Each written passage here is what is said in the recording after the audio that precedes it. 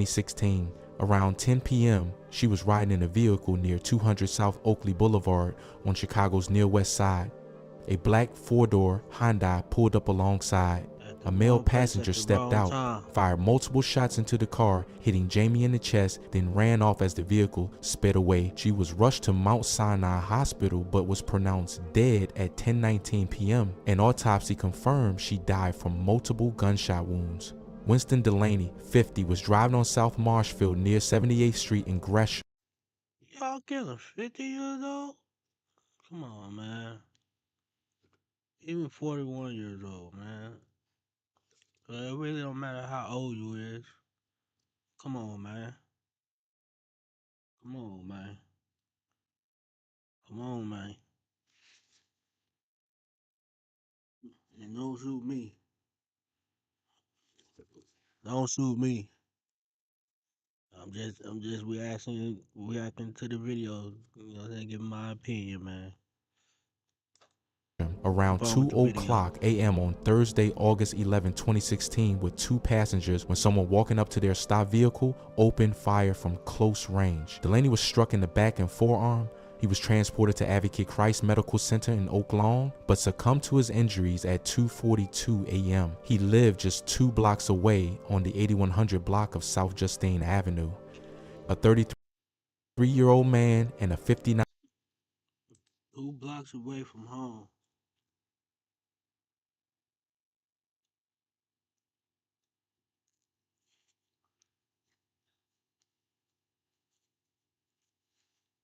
year-old woman in the car were wounded but survived, and no arrests had been made. On Thursday, August 11, 2016, at about 11:55 p.m., 37-year-old John. That's like the 3rd or 4th. Nah. Yeah, probably more than that. A lot of these ain't been solved. And quite a few of them is innocent bystanders. Let me say that again. A lot of these ain't been solved, and quite a few of them is innocent bystanders.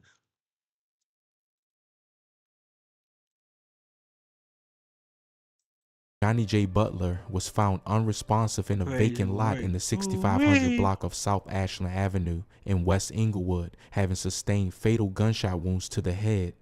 Despite emergency response, he was pronounced dead at the scene. A 29-year-old man nearby was shot in the leg but survived. Butler lived on South Woodlawn Avenue and no arrests were made. David McCrae, 22, was gunned down in the middle of the day on August 11, 2016, just steps from his home in the 6800 block of South Calumet Avenue.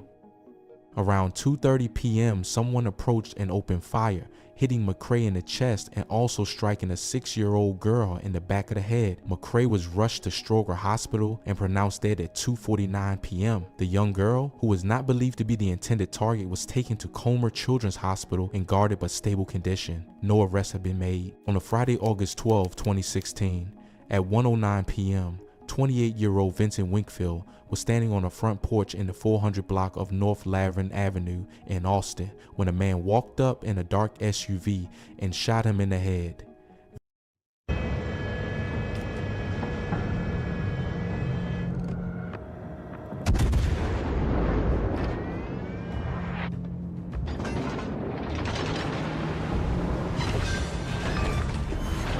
We've destroyed an enemy. Vincent was rushed to Mount Sinai Hospital in critical condition. He died at 6:19 a.m. on Friday, August 12, 2016, at about 11:35 p.m. 31-year-old Louis Caraswell sat in a car stopped at a red light in the 3300 block of West North Avenue in. I just want to say this. I just hope I die of old age and from natural causes. Humboldt Park. A vehicle pulled alongside him and someone inside opened fire. Caraswell was shot in the head and rushed to Stroger Hospital, where he was pronounced dead 12:02 a.m. on August 13. The woman driving with him suffered a leg injury and survived.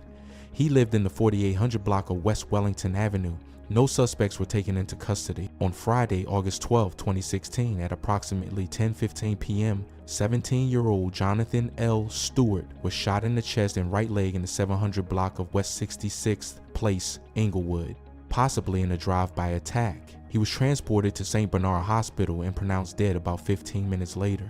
He lived in Country Club Hills. No arrests were made. Yanong Woods, 27, was fatally shot on the afternoon of August 13, 2016 in West Garfield Park. He was standing outside in the 3800 block of West Madison Street around 1 p.m. when another man approached and opened fire. Woods was struck in the chest, knee, and thigh. He was rushed to Stroger Hospital, where he was pronounced dead. During the same shooting, a 10-year-old boy was also injured, believed to be a graze wound from broken glass, not a bullet. No arrests had been made. In the pre-dawn hours of Saturday, August 13, 2016, around 1:40 a.m., 23-year-old Abner B. Garcia, U.S. Army veteran and mentor who had returned from service to study criminal justice, was driving south on South Pulaski Road in the 5200 block in West Elsdon. A van pulled alongside, occupants flashed gang signs, and one person opened fire. Garcia was shot in the head, taken to Mount Sinai Hospital, and died at 5:45 a.m. Now that's crazy. We don't know. Do he have a gang affiliation? I don't know. But he had some type of tattoo on, but that's crazy to go serve and protect the country and come back to your hometown and RIP, man. That's crazy. He lived on the 5400 block of South Luna Avenue. No arrests were made. On Saturday, August 13, 2016, at approximately 10:44 p.m., 34-year-old Derek N. Canady was found in an alley in the 8600 block of South Essex Avenue in the South Chicago neighborhood, suffering gunshot wounds to the head. He was taken to Christ Medical Center in Oak Lawn and died at 1:55 a.m. On Sunday, August 14, Derek lived about 6 blocks away on the 8000 block of South Essex. The medical examiner ruled his death a homicide. Just after midnight on Sunday, August 14, 2016, 19-year-old Arshel Dennis, aka Trey, son of a Chicago police officer, sat with a friend on a porch in the 2900 block of West 82nd Street in Wrightwood. A man approached and opened fire, striking him in the chest. Dennis was taken to Little Company of Mary Hospital and died at 12:45 a.m. He was a junior studying journalism at St. John's University and was home that weekend for his mother's birthday.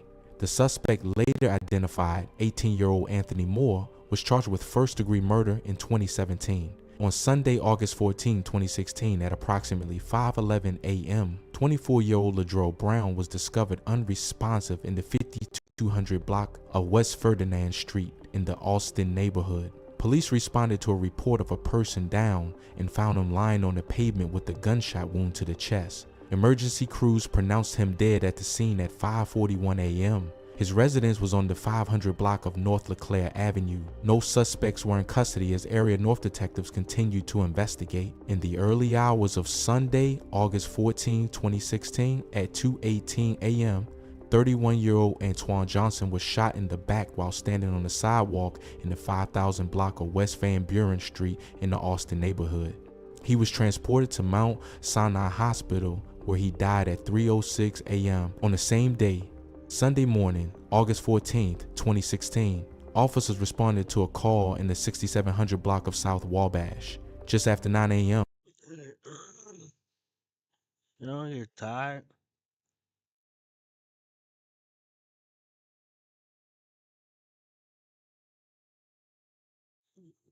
This stuff don't get tired of seeing and hearing. You know what I'm saying?